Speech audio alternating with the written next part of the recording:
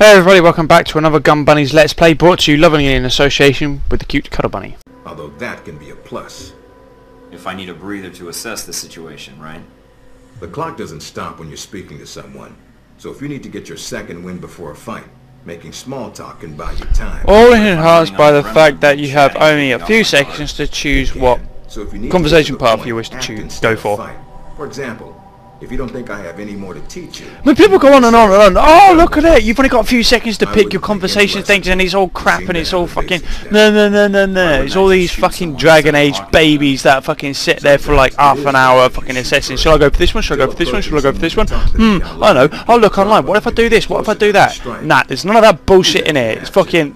Here's a conversation. Here's your fucking choices. You got a few seconds to make it. On the spot. Go. What do you want? So how do I know? So it keeps the story flowing, it keeps it all nice and, you know, steady. But the only drawback is that you don't actually know what conversation path will be right, because it all pops up before the conversation's even finished. So you're like, alright, okay, right, I'll be cooperative. And then he'll say something like, oh no, I should have done this instead. So that's the only drawback about it, but other than that, I think it's just a fucking fantastic idea. Target, organization, or operation. And what does that get me, exactly? Sometimes you'll spot obvious triggers. People who don't respond well to smartasses, like me. Others who respect loyalty, duty, a professional approach. Others who don't have time for bullshit, and like it when you get to the point. But dossiers just don't contain psych information. They'll usually have combat information on your target as well. What side they favor, any past injuries, common weapons, or tactics they use. Some of it blunt, some of it subtle. But if push comes to shove, it can give you an edge in combat. The more you've done your homework, the more vulnerable they'll be. Maybe I could spend that extra time reading, pumping them full of bullets instead. I'll pass. If your target can't fire back, great. Otherwise, good luck with that strategy. Me, I recommend reading up on your enemies and your team. You have dossiers on everyone here? Yep, if you can dig them up. You might learn a few things. Sometimes reading a dossier will give you more options when dealing with others. A few facts to bring up, to shake secrets loose. What about you? You should already know what makes me happy, Mike, and what pisses me off. How do I know when I have the go-ahead to start accessing files? After meeting a target or hearing their name referenced by someone else, you should have a target ID. Then hop onto the database and start doing your homework. You can usually unlock their basic information at that point. Let's start with a simple one. Al-Samad. That should be familiar to you. The terrorist group? Yes, you can research groups as well as people. It doesn't carry the same benefits, but it can provide useful intel in the field. There's that in the top left. Talking to people about others is a good way to help gain dossier information. Sometimes people will have information on someone that can unlock a brand new thread in your computer search. Okay, so I've suffered through your interrogation, and know how to give one if need be. Am I ready or not? We'll see. Meet me in the command center, and I can give you a proper mission briefing. Good, because I'm sick of this room. Trust me, Mike. If it was up to me, you'd never see this interrogation cell again.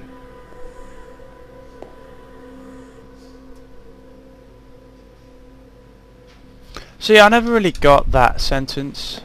You'd never see this interrogation cell again. It's like, if it was up to him, he'd kick him out of Alpha Protocol, or if it was up with him, he'd never be in Alpha Protocol, or if it was up to him, he wouldn't. He was responsible for shooting down that airliner. The shit wouldn't happen in the interrogation room, but it'd happen in a coffee shop or on a nice big fat fucking lazy boy in front of the TV. System called Jacob's Ladder. That airliner was his first target. Halbeck? I've run across them while I was touring the world. They don't exactly keep their hands clean. How did Shahid get his hands on that missile? Missiles. He's got more. He stole them from Halbeck, and we need them back before he gets any more trigger-happy. Then we want you to kill him. Understood. But if the opportunity presents itself, should I take him alive? If you can. Either way, we want him out of the picture, and away from any more taped broadcasts. If I can bring him back here, I will. All right, then pack your gear. You're heading to Saudi Arabia. Not coming with me? I'll be there in spirit, and on video and radio when needed, Agent. And I just got here. Oh, well, I'm gonna miss this place. Oh, shut up, you fucking nonce. I doubt it. I'll contact you when you reach Saudi Arabia.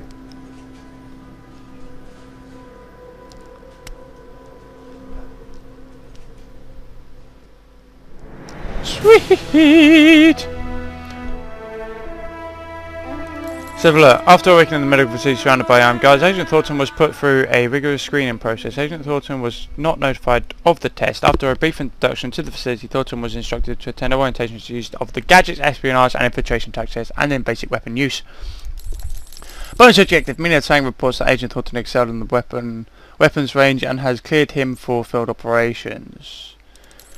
Another bonus objective, Agent Thornton apparently ran the weapons course again after his score was calculated, and due to an unspecified weapon misfire on the range, Agent Darcy was hit and injured while able to conduct orientation. Agent Darcy is still recovering. Bonus objective, Sean Darcy reports that Thornton is fully cleared for technical operation and notes that his use of gadgets on the course was inventive. Cool. There were apparently several injuries on the gadget range due to a miscommunication in training schedules. Several guards were slated to begin the course at the same time as Agent Thornton, and as a result suffered various injuries while believing Thornton was part of the challenge. The agents are now recovering. Detective Alan Parker cited that Agent Thornton's score on the espionage course was one of the best in some time, while expressing some skepticism about Thornton's lack of experience. Initial testing is proving promising. Agent Thornton vanished for a short time during the espionage orientation. Thornton's whereabouts during this period are unknown, although Alan Parker claims that he noticed nothing out of the ordinary during the scheduled orientation run. A psychoactive evaluation was given by Yancy Westridge. Agent Thornton meets the psychological profile required for tracking down the missing Hellbeck missiles and dispatching Sheikh Ali Shahid. New operation gained. Yay. Most effective weapon. Hands. You damn straight, bitch. Right, now we go to our first safe house. And a quick introduction to our first safe house, which actually takes forever. Care to explain how Hellbeck lost its missiles? Old news. An accounting error. The missiles. You didn't lose them, did you? Angry, Mr. Thornton? Because of what happened in Saudi Arabia. Ooh, what happened to Saudi Arabia? Ooh. Hang on, that's where we are now. Wait a second, that was 3 months ago. Oh no. We're still 3 months in the past. What the fuck?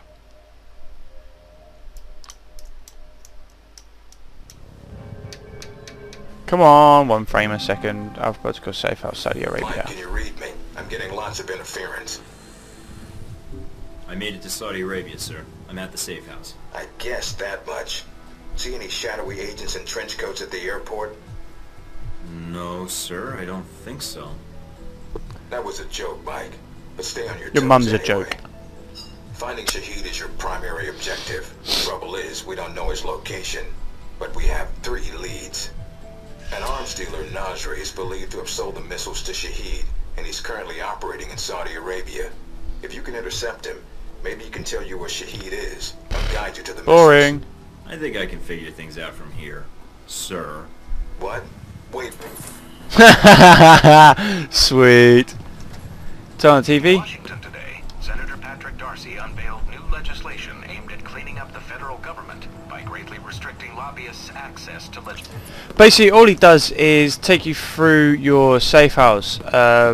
This is your weapons locker. Basically, in here you can sort out what you take and where. Basically, there's your pistol. Where was it? I changed it. Models. There you go. You can change it to 12 gauge and stuff like that. Second one's got a submachine gun, but I don't want a submachine gun. I want the assault rifle. Then your body armor and your gadgets, which I don't have very many of. No, this one. I'm sure I've got a sight in here somewhere. No, I clicked on there. No, what are you doing?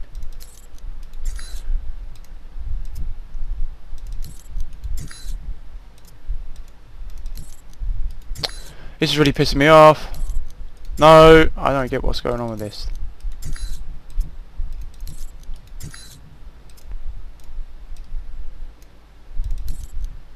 Why won't I open up the fucking sites? Thank you! I don't really get what was going on with that nonsense.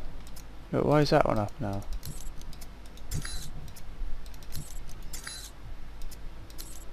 Okay, this menu structure is slightly fucked up.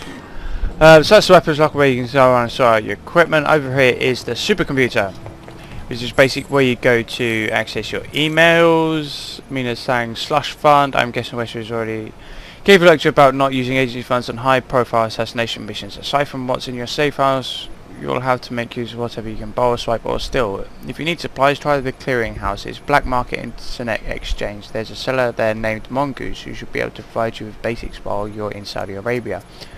Oops, I keep pressing the wrong buttons.